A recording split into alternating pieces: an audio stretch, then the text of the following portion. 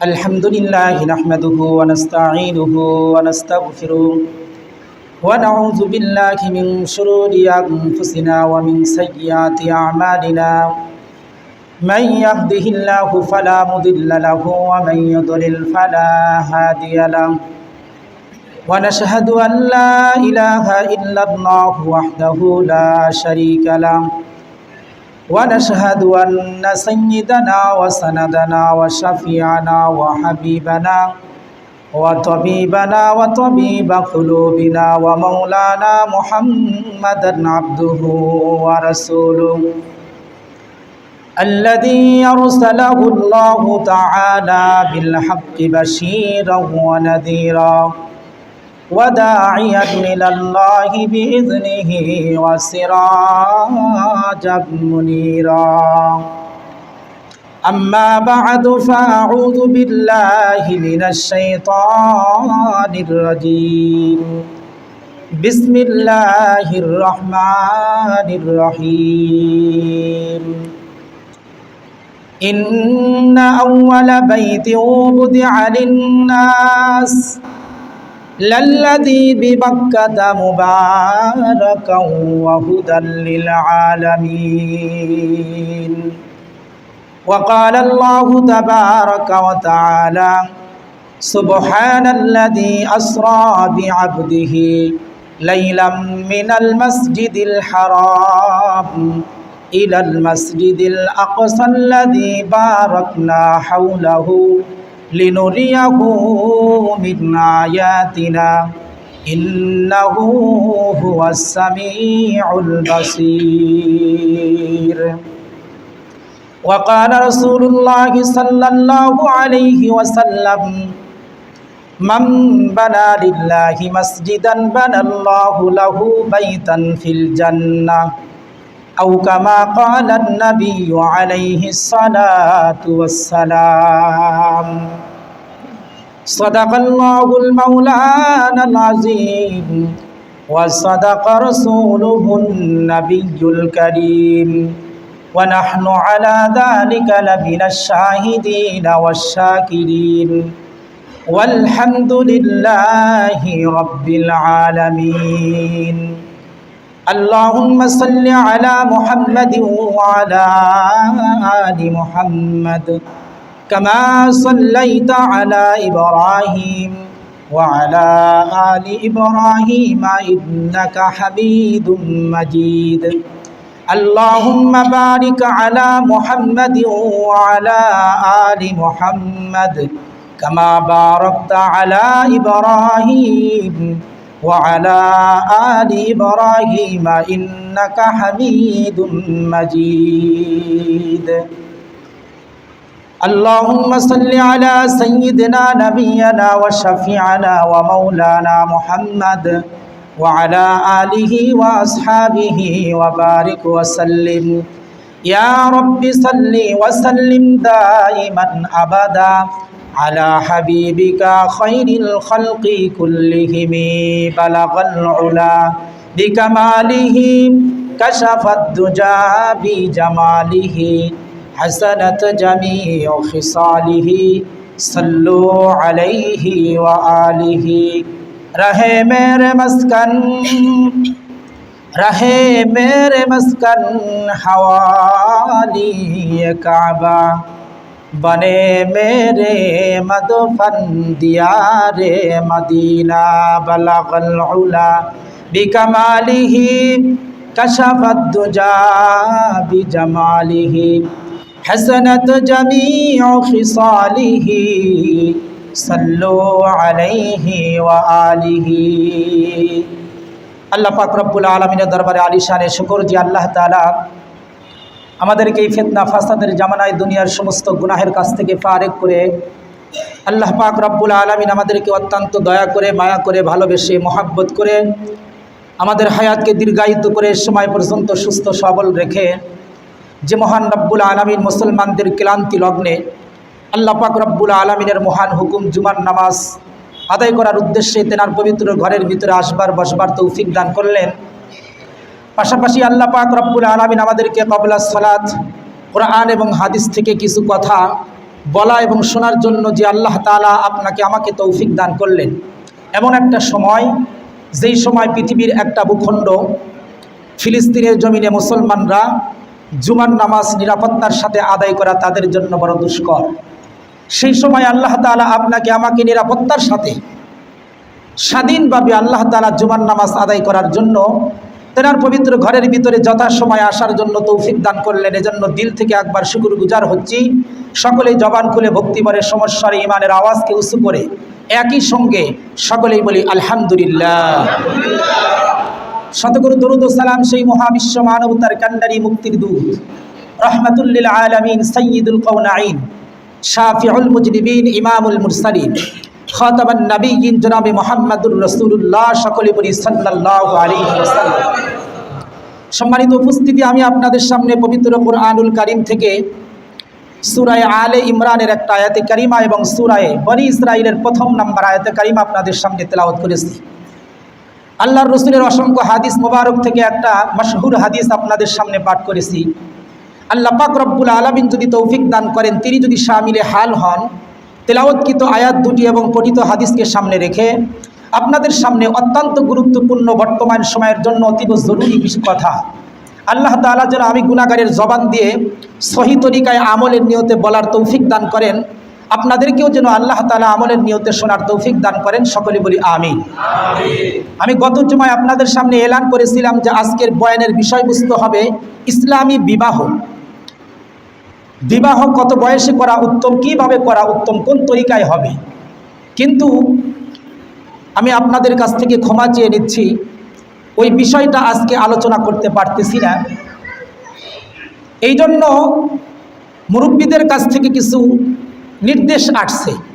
মুরব্বীদের কথা মানতে গিয়া বিষয়বস্তুকে চেঞ্জ করে, এটাকে পরিবর্তন করে আজকে আপনাদের সামনে বর্তমান সময়ের পৃথিবীর মুসলমান রাষ্ট্র, মুসলমানদের প্রথম কিবলা ফিলিস্তিন বাইতুল মুকাদ্দাস, যেই মসজিদের কথা আল্লাহ তাআলা কুরআনুল কারীমের ভিতরে ঘোষণা করছেন, সেই মসজিদের কিছু ইতিহাস এবং মসজিদ সম্পর্কে আমাদের কিছু ঈমান, এই বিষয়ে আমি আপনাদের সামনে আলোচনা করব। আল্লাহ তাআলা যেন আমাদের সকলকেই আমাদের ইসলামী ইতিহাস থেকে কিছু শিক্ষা গ্রহণ করে আল্লাহ তাআলা আমাদের ঈমানকে যেন মজবুত করার তৌফিক দান করেন, সেই লগ্নে সকলেই বলি আমিন। সম্মানিত উপস্থিতি, আপনারা জানেন আল্লাহ পাক রব্বুল আলামিন দুনিয়াতে মানুষ পাঠানোর পূর্বে আল্লাহ তাআলা এই পৃথিবীর জমিনে ফেরেশতা নিযুক্ত করেছিলেন, ফেরেশতা পাঠিয়েছিলেন। ফেরেশতার পূর্বে আল্লাহ তাআলা এই পৃথিবীতে জিন জাতিকে পাঠাইছিলেন। আল্লাহ পাক রব্বুল আলামিন এই তিনও জাতিকে দুনিয়াতে পাঠানোর পূর্বেই পৃথিবীকে যখন তৈরি করছেন, আল্লাহ তাআলা যখন পৃথিবী বানাইছেন, পৃথিবী বানানোর পরে পৃথিবীর একদম মিডল পয়েন্টে সবচাইতে মধ্যস্থলে আল্লাহ পাক রব্বুল আলামিন পৃথিবীর মানুষের ইবাদতের জন্য একটা ঘর বানাইছেন, যেই ঘরটার কথা আল্লাহ তাআলা কুরআনুল কারীমের ভিতরে ঘোষণা করেন, ইন্না আউওয়ালা বাইতি উদিআ লিন-নাস লাল্লাযী বিবাক্কাতা মুবারাকাও ওয়া হুদাল লিল আলামিন। আল্লাহ পাক রব্বুল আলামিন বলেন, পৃথিবীর জমিনে আমি সর্বপ্রথম যেই ঘরটাকে তৈরি করেছি সেটা হলো কাবা ঘর। সুবহানাল্লাহ জোরে বলেন। এটা হলো পৃথিবীর মানুষের ইবাদতের ঘর। পৃথিবীর মানুষ সেখানে ইবাদত করে, এটা হলো পৃথিবীর মিডল পয়েন্ট, মধ্যস্থল, সবচাইতে উঁচু জায়গা বলা যেতে পারে পৃথিবীর হাট যেটা, সেখানে আল্লাহ তাআলা বাইতুল্লাহ সৃষ্টি করেছেন, কাবা ঘর তৈরি করেছেন, যেখানে পৃথিবীর বিভিন্ন দেশ থেকে মানুষ হজের মৌসুমে সেই ঘরে হাজিরা দেওয়ার জন্য বিভিন্ন দেশ থেকে ওখানে চলে যায়। কথা বলেন ঠিক কিনা? এটা হলো পৃথিবীর মানুষের একটা ইবাদতের ঘর। আর বাইতুল্লাহ সোজা একদম সপ্তম আসমানের উপরে ফেরেশতাদের একটা কিবলা আছে, একটা ইবাদতের ঘর আছে। সুবহানাল্লাহ জোরে বলেন। যেই ঘরটার নাম হলো বাইতুল মামুর। এই বাইতুল মামুরে ফেরেশতারা ইবাদত করে, সেখানে ফেরেশতারা তওয়াফ করে, ফেরেশতারা সিজদা করে আল্লাহ তাআলাকে। আল্লাহ রাসূল সাল্লাল্লাহু আলাইহি ওয়াসাল্লাম বলেন, মেরাজ থেকে ঘুরে আসার পরে যে আমি দেখেছি বাইতুল মামুরে যেই সমস্ত ফেরেশতারা ইবাদত করার জন্য সেই মসজিদের ভিতরে প্রবেশ করে বা একবার তওয়াফ করে, যেই ফেরেশতারা একবার ইবাদতের সুযোগ পাইছে, চান্স পাইছে, ওই ফেরেশতারা কিয়ামত পর্যন্ত দ্বিতীয়বার আর তওয়াফ আর সিজদা করার সুযোগ পাবে না। আল্লাহু আকবার জোরে বলেন। বলে কেন? বলে আল্লাহ তাআলা এত অসংখ্য ফেরেশতা তৈরি করেছেন যে পৃথিবীর সৃষ্টির শুরু থেকে যেই ফেরেশতা একবার সেজদা করছে কিয়ামত পর্যন্ত দ্বিতীয়বার সেজদা করার সুযোগ পাবে না। কারণ হলো আল্লাহ তাআলা অসংখ্য ফেরেশতা তৈরি করেছেন। সুবহানাল্লাহ জোরে বলে। আল্লাহ তাআলার কাছে একটা ঘর আছে বাইতুল মামুর, যেখানে ফেরেশতারা ইবাদত করে, তওয়াফ করে। কিতাবের ভিতরে আছে সেই ঘর থেকে যদি একটা কঙ্কর, একটা ঢিল দুনিয়ার জমিনে নিক্ষেপ করা হয়, তাহলে সেই ঢিলটা, সেই কঙ্করটা সোজা বাইতুল্লাহ কাবা ঘরের মধ্যস্থানে আল্লাহ তাআলা এটাকে ফালাইয়া দিবেন। সুবহানাল্লাহ। কেন? কারণ ফেরেশতাদের ইবাদতের ঘর আসমানের উপরে যেই সোজা, সেই বরাবর পৃথিবীর জমিনে মানুষের একটা ইবাদতের জায়গা, সেটা হলো কাবা ঘর। সুবহানাল্লাহ। হাদিসের ভিতরে আসছে আল্লাহর রাসূল বলেন, আল্লাহ পাক রব্বুল আলামিন দুনিয়ার জমিনে যখন নামাজের ওয়াক্ত হয়, নামাজের সময় হয়ে যায়, আল্লাহ পাক রব্বুল আলামিনের পক্ষ থেকে আল্লাহর রহমতগুলো বাইতুল মামুরে নিক্ষেপ করে দেয়। সুবহানাল্লাহ। বাইতুল মামুরের ইবাদতরত যত ফেরেশতা আছে, সকল ফেরেশতারা সেই রহমতের ভাগীদার হয়। বাইতুল মামুর থেকে রহমতগুলো কঙ্কর নিক্ষেপ করলে যেরকম বাইতুল্লাহর ঘরের ছাদের উপরে পড়বে, ঠিক ওই রকম ভাবে আল্লাহ পাক রব্বুল আলামিনের রহমতগুলো সর্বপ্রথম পৃথিবীর জমিনে বাইতুল্লাহর উপর পড়ে যায়। আর বাইতুল্লাহ থেকে রহমতগুলো পৃথিবীর আনাচে কানাচে যত মসজিদ আছে, সকল মসজিদের উপরে আল্লাহ পাক রব্বুল আলামিন তার রহমতগুলো বন্টন করে দেয়। সুবহানাল্লাহ বলেন। এই রহমত বন্টন হওয়ার পরে সর্বপ্রথম এখানে যে আপনাদের চরনিকলা মসজিদ, এখানেও বন্টন হয়। সুবহানাল্লাহ। এই রহমতটা সর্বপ্রথম ইমাম যিনি নামাজ পড়ান তার মাথার উপরে নাজিল করা হয়। সুবহানাল্লাহ। ইমাম থেকে শুরু করে প্রথম কাতারে যারা থাকে সর্বপ্রথম তাদেরকে বন্টন করা হয়। এরপরে দ্বিতীয় কাতার, তারপরে তৃতীয় কাতার, তারপরে চতুর্থ কাতার, পিছনে যে যত থাকবে সে তত রহমতের ভাগ পাইতে থাকবে। সুবহানাল্লাহ। কিন্তু পিছনদের যে রহমত বর্ষণ হয়, তারা যে রহমত পায়, তাদের তুলনায় প্রথম কাতারের মানুষগুলো রহমত বেশি পায়। সুবহানাল্লাহ। এই জন্য আল্লাহ রাসূল বলেন, তোমরা প্রথম কাতারে নামাজ পড়ো। আরেক কিতাবের ভিতরে আসছে, মানুষ যদি প্রথম কাতারে নামাজ পড়ার সওয়াব জানতো, তাহলে এটাকে অর্জন করার জন্য যুদ্ধ ঘোষণা করতো। সুবহানাল্লাহ। এই জন্য হযরত ওমর আর হযরত আবু বকর সিদ্দিক রাদিয়াল্লাহু তাআলা আনহু দুইজনের ভিতরে যুদ্ধ হইতো, কে সবার আগে মসজিদে যাইতে পারে শুক্রবার জুমার দিন। ওমর রাদিয়াল্লাহু তাআলা আনহু শুক্রবার সকালে 10টার দিকে মসজিদে চলে গেছেন। মসজিদে গিয়া দেখেন হযরত আবু বকর সিদ্দিক রাদিয়াল্লাহু তাআলা আনহু রাসূলের মেম্বার বরাবর বসে আছেন। সুবহানাল্লাহ বলেন। হযরত ওমর ফারুক জিজ্ঞাসা করে, আবু বকর, আমি তো মনে করছিলাম আমি সবার প্রথম মসজিদে আসছি, কিন্তু এসে দেখি তুমি সবার আগে, তুমি কখন আসছো? আবু বকর সিদ্দিক রাদিয়াল্লাহু তাআলা আনহু ডাকতে বলে, আমি তো গতকাল বৃহস্পতিবারে যে দুপুরে মসজিদে আসছি আর বের হই নাই, থেকে গেছি। সুবহানাল্লাহ। সবার আগে মসজিদে আসছেন। আর শুক্রবারের ফজিলত নেওয়ার জন্য হযরত আবু বকর সিদ্দিক রাদিয়াল্লাহু তাআলা আনহু জুমার দিনের আগের থেকেই তিনি আগের দিন বৃহস্পতিবারে মসজিদে অবস্থান করতেন। সুবহানাল্লাহ। কারণ কি? রহমত তারা বুঝছেন আর মসজিদ তারা চিনছেন। এই জন্যই আমরা তো রহমত খুঁজি মেম্বার চেয়ারম্যানের কাছে, নাকি বলেন? আমরা তো রহমত আর উসিলা খুঁজি দুনিয়ার মানুষের কাছে, কিন্তু সাহাবায়ে কেরাম মালিক চিনছেন আর কোন জায়গা থেকে রহমত আর রিজিক পাওয়া যায় এটা জানছেন, বুঝছেন। এই জন্য তারা মসজিদে ধর্ণা ধরছেন। সুবহানাল্লাহ। তো বলতেছিলাম, এরপরে রহমত বন্টন হতে হতে হতে হতে মহিলারা যারা ঘরের ভিতরে নামাজ আদায় করে, আল্লাহর পয়গম্বর বলেন, মহিলারা ঘরের ভিতরে নামাজরত থাকা অবস্থায় এই রহমতগুলো তাদের মাথার উপরে বর্ষণ হয়। সুবহানাল্লাহ। এটা হলো একটা রহমতের ঘর, একটা রহমতের জায়গা।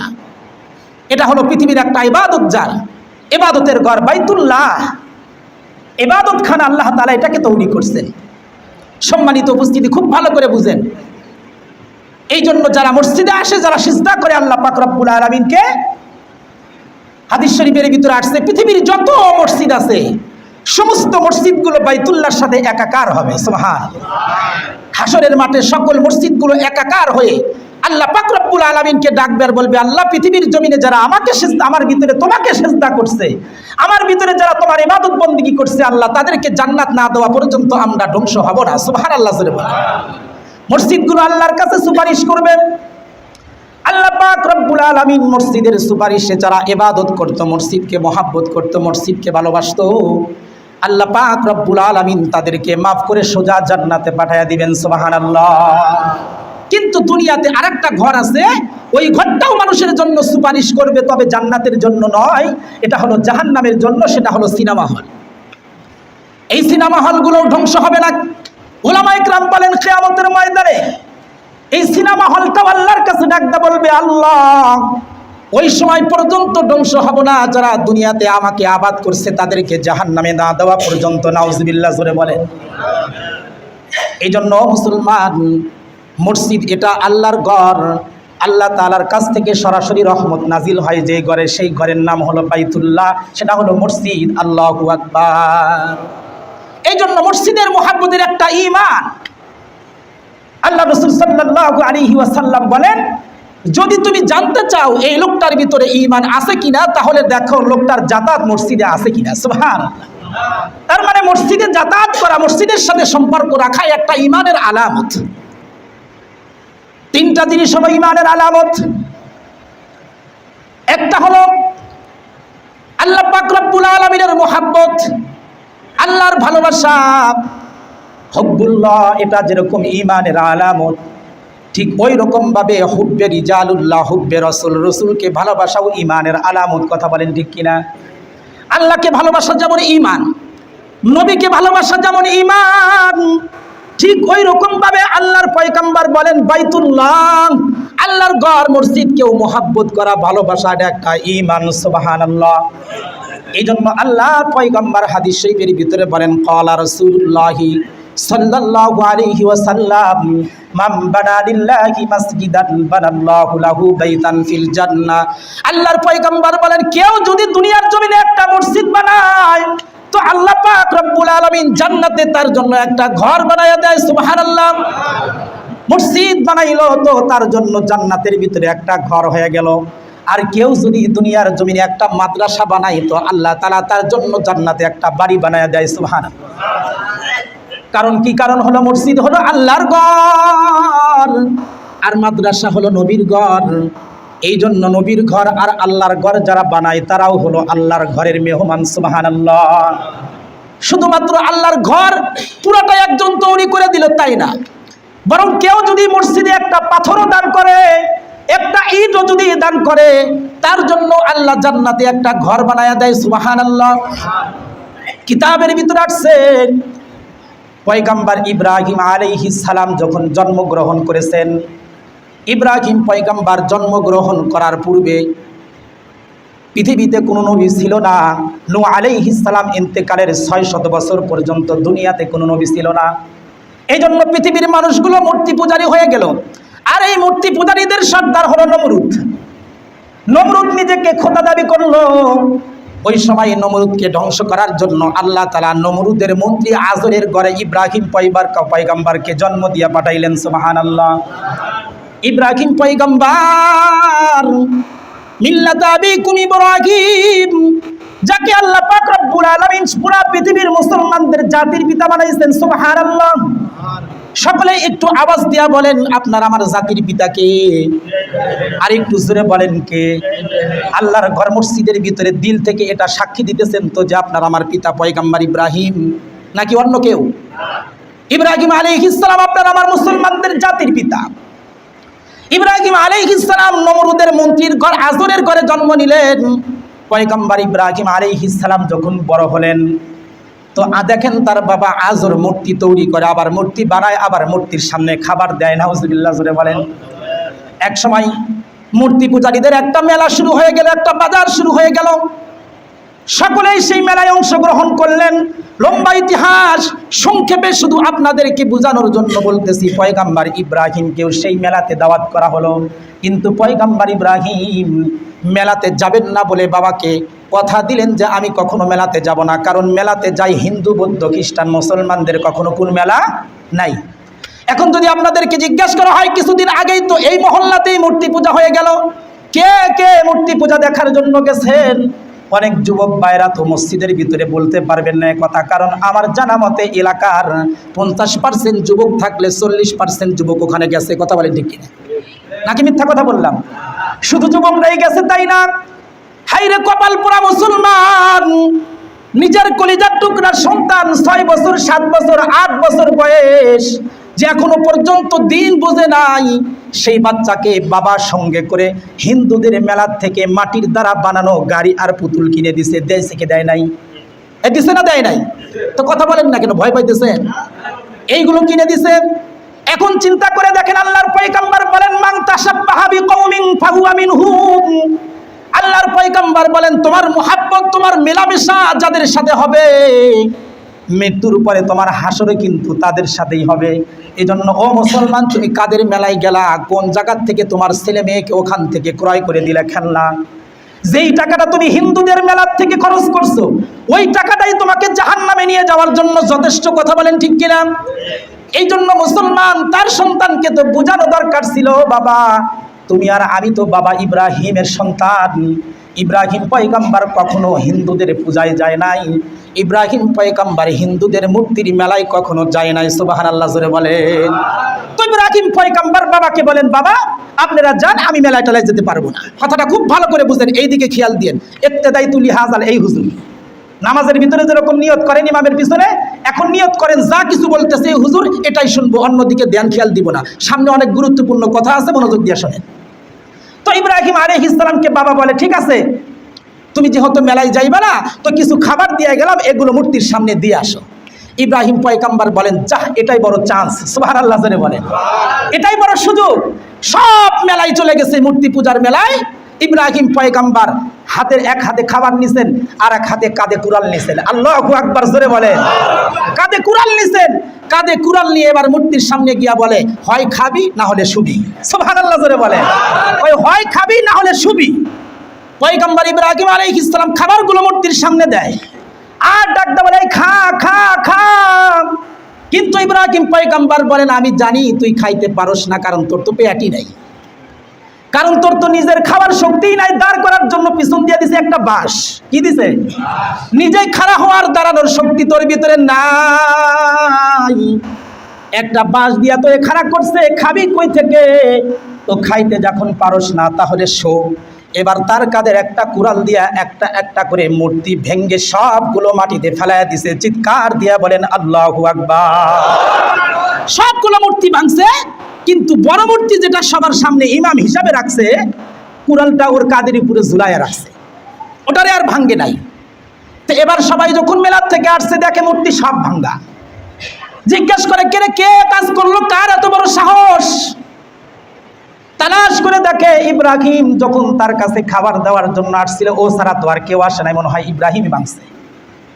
ইব্রাহিমকে ডাকা হলো, তুমি কে এগুলো ভাঙছো? ইব্রাহিম বলে, বড়টারে জিজ্ঞেন না, সবগুলো ভাঙ্গা পয়রা রয়েছে, আর একটা খাড়া আছে, ওর হাতেই তো কুড়াল আছে, আমার মনে হয় ওই ভাঙছে। আল্লাহু আকবার জোরে বলে। মনে হয় নিজেই ভাঙছে। এবার আজর আর নমরুদ ডাকদা বলে, পাগল, এরা কি কখনো মারতে পারে নাকি? এরা কি কখনো নড়তে পারে নাকি? ইব্রাহিম পয়গম্বর বলেন, তাহলে যে নিজেকে রক্ষা করতে পারে না, সে আবার কেমনে খোদা হয়? বলেন সুবহানাল্লাহ। খোদা নিজেরাই তো নিজে রক্ষা করতে পারলো না, সে আবার খোদা হয় কেমনে? ইব্রাহিম পয়গম্বর শেষ পর্যন্ত সকলে সাব্যস্ত করলো যে ইব্রাহিম এই কাজ করছে, এছাড়া কেউ করে নাই। এই জন্য কি করলো? তাকে শাস্তি দেওয়ার জন্য বিশাল অগ্নিকুণ্ড, কিতাবের ভিতরে আসছে, ওই অগ্নিকুণ্ডের 10-15-20 মাইল উপর দিয়া যদি কোনো পাখি উড়ে যেত, আগুনের তাপে ওই পাখিটা পুড়ে ছাই হয়ে কাবাব হয়ে নিচে পড়ে যেত। এত বিশাল বড় অগ্নিকুণ্ড, তার ভিতরে পয়গম্বর ইব্রাহিম আলাইহিস সালামকে নিক্ষেপ করা হলো। নাউজুবিল্লাহ জোরে বলে। কারণ ইব্রাহিম পয়গম্বর আপনার আমার বাবা। কিন্তু সবচাইতে বড় দুঃখের কথা, ইব্রাহিম পয়গম্বরকে আগুনের ভিতরে যখন নিক্ষেপ করেন, পয়গম্বর ইব্রাহিম আলাইহিস সালাম তাকায় দেখেন নমরুদ এবং তার সেনাবাহিনী শুধু পয়গম্বর ইব্রাহিমকে আগুনের ভিতরে ফেলানোর জন্য চেষ্টা করতেছে না, দড়ি টানতেছে না, বরং তার সাথে তার বাবা আজর, আর যার স্তনের দুধ খেয়ে পয়গম্বর ইব্রাহিম বড় হয়েছেন, সেই মাটাও নমরুদের সাথে একত্রতা ঘোষণা করে ইব্রাহিম পয়গম্বরকে আগুনের ভিতরে ফেলানোর জন্য চরকের দড়িটা তারা টানতেছে। নাউজুবিল্লাহ। পয়গম্বর ইব্রাহিমের কলিজাটা যেন ছিঁড়ে যায়। হায় হায়, যার গর্ভ থেকে জন্ম নিলাম আমি, সেই মাটা আজকে আমাকে আগুনে পুরায়। পয়গম্বর ইব্রাহিম আগুনের ভিতরে নিক্ষিপ্ত হলেন। কিতাবের ভিতরে আসছে 40 দিন পর্যন্ত আগুনের ভিতরে থাকলেন। কারণ কাফেরদের নিয়ত হলো ইব্রাহিমের একটা হাড্ডিও যেন না থাকে, সব যেন ছায়া হয়ে যায়। কিন্তু রাখি আল্লাহ, মারে কে? মারে আল্লাহ। আল্লাহ পাক রব্বুল আলামিন বলেন, কুল্লা ইয়া নারু কুনি বারদাও ওয়া সালামান আলা ইব্রাহিম, হে আগুন তুমি আমার খলিল ইব্রাহিমের জন্য শান্তিদায়ক হয়ে যাও। সুবহানাল্লাহ। 40 দিন পর যখন ইব্রাহিম পয়গম্বর মসজিদ থেকে নাকি আগুন থেকে বের হয়ে আসছেন, সকলেই দেখেন পুরাতন কাপড় পরে আগুনের ভিতরে ঢুকছিল, কিন্তু জান্নাতি পোশাক পরে তসবিহ হাতের ভিতরে নিয়ে জিকির করতে করতে আগুন থেকে বের হয়ে আসতেছে। আরেকটু জোরে বলেন আল্লাহু আকবার। পয়গম্বর ইব্রাহিম যখন আগুন থেকে জিকির করতে করতে জান্নাতি পোশাক পরে বের হয়ে আসছে, মানুষের কি আর বুঝতে বাকি রয়েছে নাকি যে ইব্রাহিম সাধারণ মানুষ নয়? কথা বলেন ঠিক কিনা? এবার নমরুদও চিনছে যে ইব্রাহিম কিন্তু সাধারণ কোনো মানুষ না, এর পিছনে যদি আর কিছু করি তাহলে আমার খবর আছে। কারণ যে আগুনের ভিতরে ইব্রাহিমকে পোড়ানোর জন্য ফেলে দিছিলাম, সেই আগুন তো ইব্রাহিমকে পোড়াই নাই। ওই আগুন যদি আমার পিছনে আসে তাহলে আমার আর রক্ষা নাই। সুবহানাল্লাহ জোরে বলে। এই জন্য নমরুদ তার মন্ত্রীদেরকে বলে, আপাতত ইব্রাহিমকে কিছু বইল না, তবে আরেকটা গোপন তথ্য হলো ইব্রাহিমের কাছে যারা যায় এদেরকে ছাইরো না, এদেরকে দইরা দইরা জঙ্গিবাদী বলে বলে জেলখানায় দিয়ে দাও। যেমন এখনো কিছু নমরুদের পেতাত্তা পৃথিবীর জমিনে আছে, আমাদের দেশেও আছে, যারা বলে যারা ইসলামের কাছে যায়, কোরআনের কাছে যায়, উলামা ইকরামদের কথা শুনে, এদেরকে ধরে ধরে ধরে ধরে জেলখানায় বন্দি করো আর জঙ্গিবাদী বলে এদেরকে অত্যাচার করো। আছে না নাই? চিল্লায় বলেন আছে না নাই? ওই নমরুদের পেতাত্তা নমরুদ যেরকম ইব্রাহিম পয়গম্বরকে আগুনে ফেলছিল, আর ইব্রাহিমের কাছে যারা গেছে তাদেরকে যেরকম জঙ্গিবাদের অপবাদ দিয়ে যারা জেলখানায় ভর্তি করেছিল, আজকেও দুনিয়াতে তাদের কিছু গোষ্ঠী, তাদের কিছু পেতাত্তা দুনিয়াতে আছে, যারা ওলামা ইকরামকে জেলখানায় মিশামিশি জঙ্গিবাদীর কেস আর ককটেল মার্কাস কেস দিয়ে, কোরআন পুরাণের কেস দিয়ে তাদেরকে জেলখানায় বন্দি করে রাখে। কথা বলেন ঠিক না বেঠিক? সম্মানিত হাজরিন, খুব ভালো করে বুঝবেন, ইব্রাহিম পয়গম্বর মানে আগুন থেকে বের হয়ে আসলেন।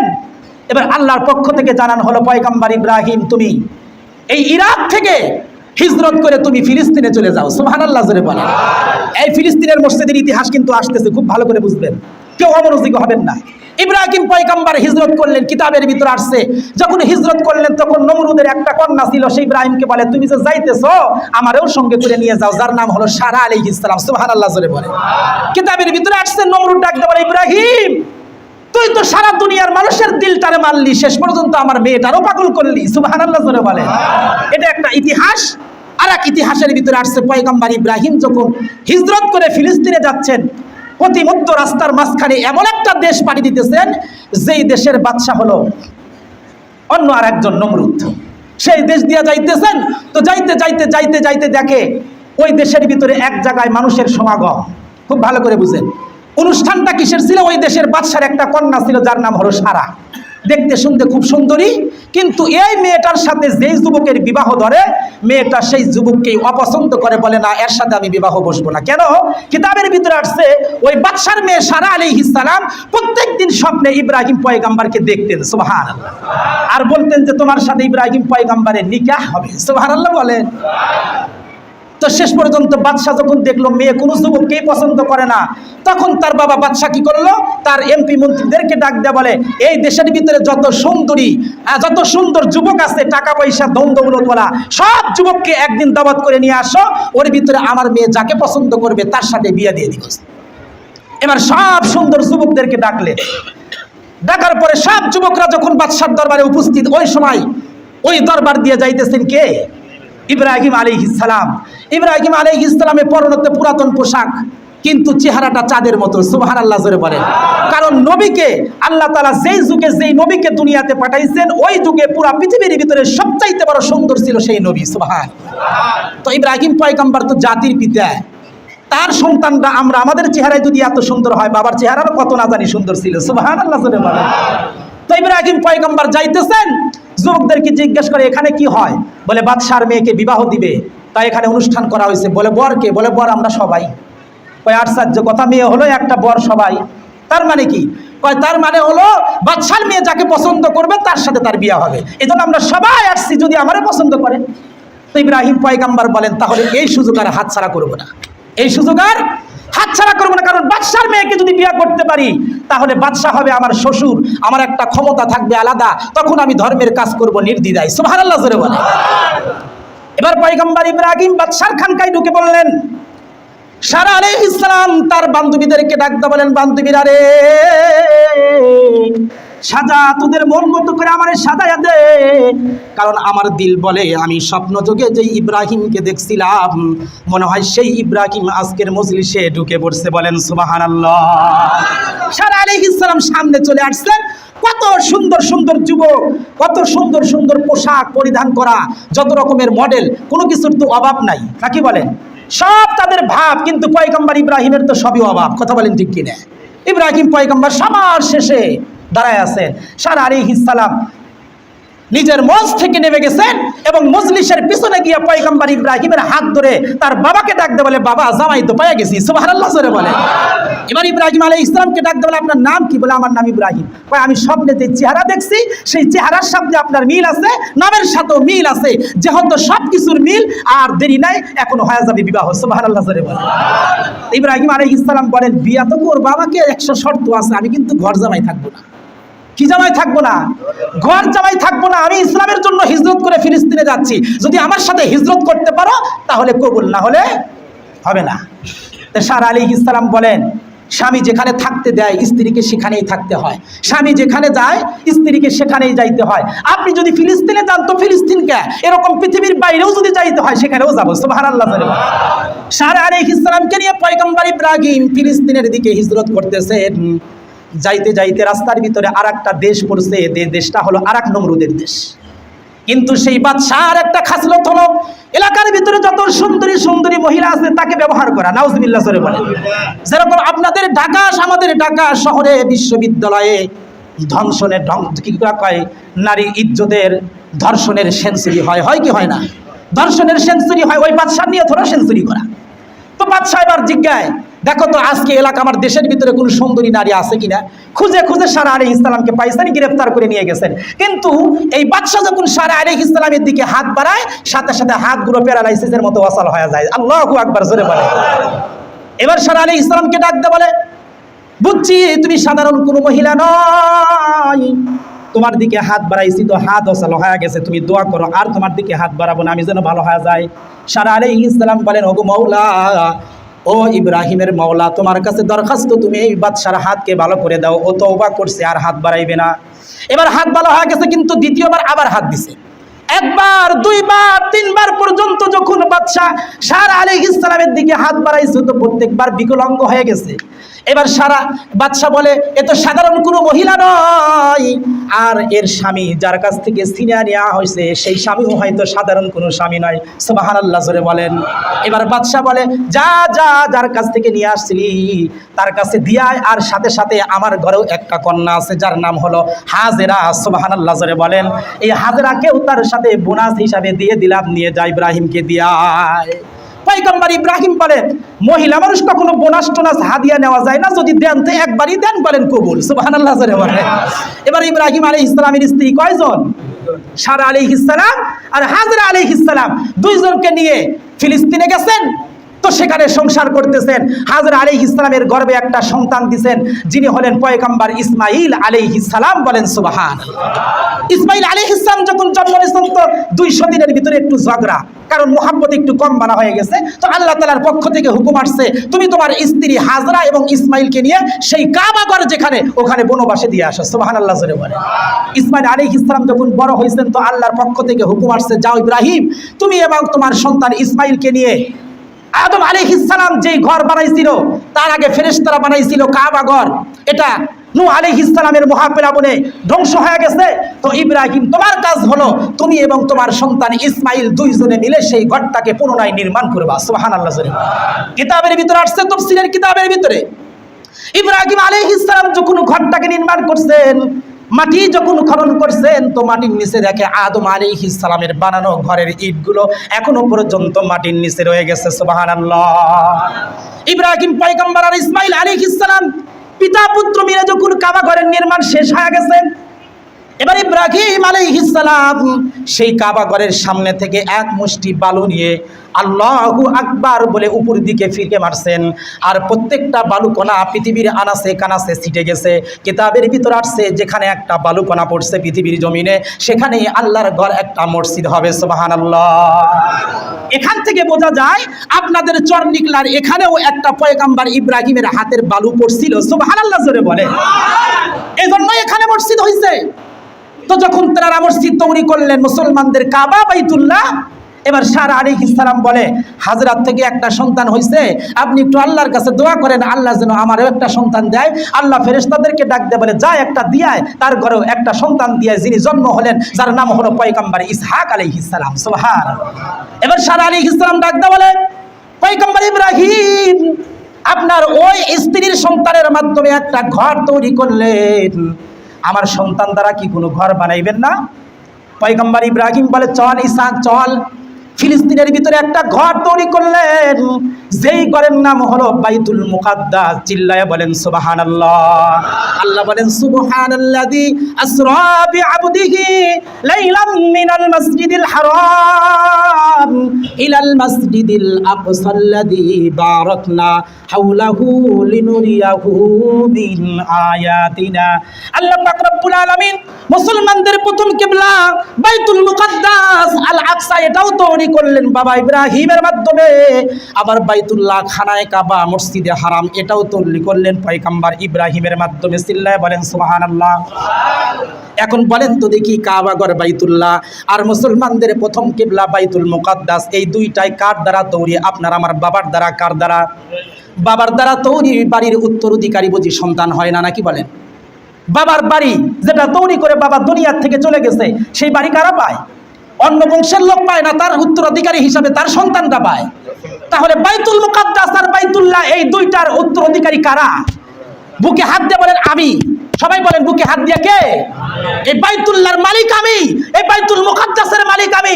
সম্মানিত হাজিরিন খুব ভালো করে বুঝবেন, আজকে সেই বাইতুল মুকাদ্দাস যার আশেপাশে শুয়ে আছেন পয়গম্বর ইব্রাহিম সহ হাজার হাজার লক্ষ লক্ষ সাহাবায়ে কেরাম যেই জমিনে শুয়ে আছেন, আজকে সেই জমিনের বাইতুল মুকাদ্দাস মুসলমানদের প্রথম কিবলা। আল্লাহ পাক রব্বুল আলামিন আপনার আমার পয়গম্বর মুহাম্মদুর রাসূলুল্লাহ সাল্লাল্লাহু আলাইহি ওয়াসাল্লামকে যখন তিনি আরশে আজিমে নিয়ে গেছিলেন সপ্তম আসমান পাড়ি দিয়ে মেরাজের জন্য, আল্লাহ পাক রব্বুল আলামিন পয়গম্বর আলাইহিস সালামকে সর্বপ্রথম মসজিদে হারামে নিয়ে গেছেন, সেখান থেকে বাইতুল মুকাদ্দাসে নিয়ে গেছেন। আর ওই বাইতুল মুকাদ্দাসে নিয়ে গিয়ে পয়গম্বর ইব্রাহিম মুহাম্মদুর রাসূলুল্লাহ সাল্লাল্লাহু আলাইহি ওয়াসাল্লামকে ইমাম বানায়া আদম থেকে শুরু করে পয়গম্বর ঈসা পর্যন্ত সকল নবীকে একত্র করে আপনার আমার নবীকে ইমাম বানাইছেন আর সকল নবীকে তার মুসল্লি বানায়া দিয়েছেন। সুবহানাল্লাহ। তার মানে সকল নবীদের সেজদা যেই মসজিদের ভিতরে, যেই ঘরের ভিতরে, সেই ঘরটা আজকে মুসলমানদের অধীনে নাকি ইসরায়েলদের অধীনে? এখন বলেন তো দেখি, বাবার ঘর, বাবার বাড়ি যদি কেউ দখল করতে আসে, বাবার যদি সুসন্তান হয়, তাহলে সেই সন্তান কখনো ঘরে বসে থাকতে পারে? নাকি ঘর আর বাড়ি আত্মরক্ষার জন্য, এটাকে সন্ত্রাসদের থেকে মুক্ত করার জন্য ঝাঁপিয়ে পড়ে? বলেন। সম্মানিত হাজিরিন, বেশি কথা আপনাদেরকে বলবো না। আমাদের বাংলাদেশের মাননীয় প্রধানমন্ত্রী, আল্লাহ ওনাকে দীর্ঘ হায়াত দান করুক, বলেন আমিন। আপাতত এই কাজটা আমাদের কাছে ভালো লাগছে যে উনি অন্য অন্য দেশের ভিতরে ঘোষণা করে দিচ্ছে ফিলিস্তিনের পক্ষে কোনো মিটিং মিছিল কথা বলা যাবে না, কিন্তু আমাদের মাননীয় প্রধানমন্ত্রী বলে বাংলাদেশে সব করা যাবে। সুবহানাল্লাহ জোরে বলেন। যার কারণে তিনি মানববন্ধন করছেন, মিটিং মিছিল করছেন, দোয়ার ব্যবস্থা করছেন। তবে মাননীয় প্রধানমন্ত্রী এই কাজটার সাথে সাথে যদি আরেকটা কাজ করতেন, তাহলে আমরা আপনাকে 100% ধন্যবাদ দিতাম। সেটা হলো এই, ফিলিস্তিনের পক্ষে যেরকম আপনি অবস্থান গ্রহণ করেছেন আর আপনার বাংলাদেশের নাগরিক দ্বারা যেরকম ফিলিস্তিনের জন্য দোয়া করে আনিয়েছেন, সাথে সাথে যদি আপনি কাদিয়ানীদেরকে কাফের ঘোষণা করতেন, যেরকম বাইতুল্লাহ আল্লাহর ঘরকে মহাব্বত করা ঈমান, ঠিক ওই রকম ভাবে নবীকেও মহাব্বত করা তার ঈমান। কথা বলেন ঠিক কিনা? এজন্য আমি আপনাদের কাছে, মাননীয় প্রধানমন্ত্রীর কাছে, এই চরনিকলা মসজিদ থেকে আপনার কাছে একটা মেসেজ পাঠাইতে চাই। আপনি যেরকম ফিলিস্তিনের পক্ষে ইসরায়েলদের বিরুদ্ধে অবস্থান করেছেন, ঠিক ওই রকম ভাবে নবীর মহাব্বত দিনের ভিতরে লালন করে কাদিয়ানীদেরকেও চিরতরের জন্য রাষ্ট্রীয়ভাবে কাফের ঘোষণা করেন। জিল্লায় বলেন কথা ঠিক কিনা? সম্মানিত হাজির, কথাগুলি খুব ভালো করে বুঝবেন। আজকে সেই বাইতুল মুকাদ্দাসের অবস্থা কি, তার চিত্রটা একটু তাকায় দেখেন। আজকে জুমার নামাজ পড়ার জন্য আমি আর আপনি নিরাপত্তার সাথে মসজিদের ভিতরে বসে আছি। এখানে কারো কোনো হামলা আর মামলা নাই, কিন্তু ফিলিস্তিনের জমিনে একজন মুসলমান আজকে জুমার দিন নিরাপত্তার সাথে জুমার নামাজ আদায় করবে, এই সাহস কোনো মুসলমানের নাই। সম্মানিত হাজিরিন, একটা সন্তান মায়ের গর্ভের ভিতরে জন্ম নিয়েছে মাত্র 6 থেকে 7 মাস বয়স। ইসরায়েলের হায়নারা ইহুদির বাচ্চারা সেই মুসলমান মাকে পেটে লাথি দিয়ে আঘাত করে 6 থেকে 7 মাসের বাচ্চা পেটের ভিতরে দুনিয়ার আলো না দেখতেই তাকে বিদায় করে দেওয়া হচ্ছে।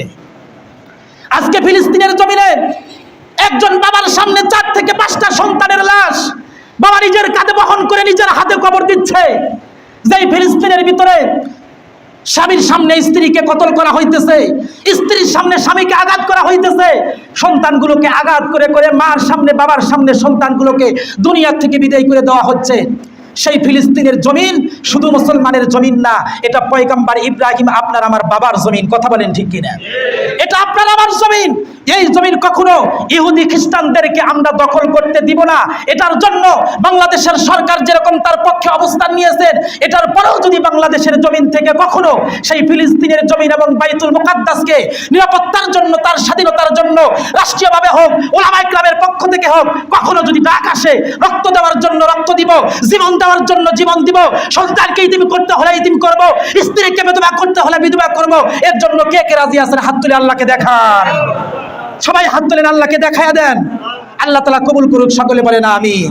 সম্মানিত হাজিরিন, বেশি লম্বা কথা নয়, এটাকে উসিলা করেই বাইতুল মুকাদ্দাসের ঈমানকে, বাইতুল মুকাদ্দাসের নিরাপত্তার জন্য নিজের ঈমানের একটু চাহিদা, নিজের ঈমানের একটা চেতনা, নিজের দিল থেকে যেন একটা দুঃখ জড়াইতে পারি, এজন্য বাংলাদেশের বিভিন্ন জায়গায় মিছিলের ব্যবস্থা করা হয়েছে। কথা বলেন ঠিক কিনা? সেই অনুপাতে আজকেও আমার কাছে চিঠি পাঠানো হয়েছে।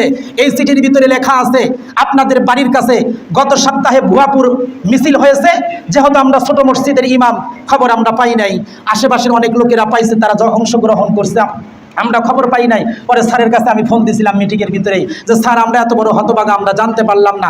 তবে আজকে একটা সুবর্ণ সুযোগ, গোবিন্দেশীতে একটা মিছিলের ব্যবস্থা করা হয়েছে। হাজার হাজার মুসলমান তৌহিদি জনতা সেখানে অংশগ্রহণ করবেন। আমিও আপনাদের ইমাম হিসাবে চাই এই মহল্লার থেকে কমাস কম 50 থেকে 60 জন যুবক অথবা মুসলমান ভাই সেই মিছিলে অংশগ্রহণ করবেন। রাজি আছেন তো ইনশাআল্লাহ?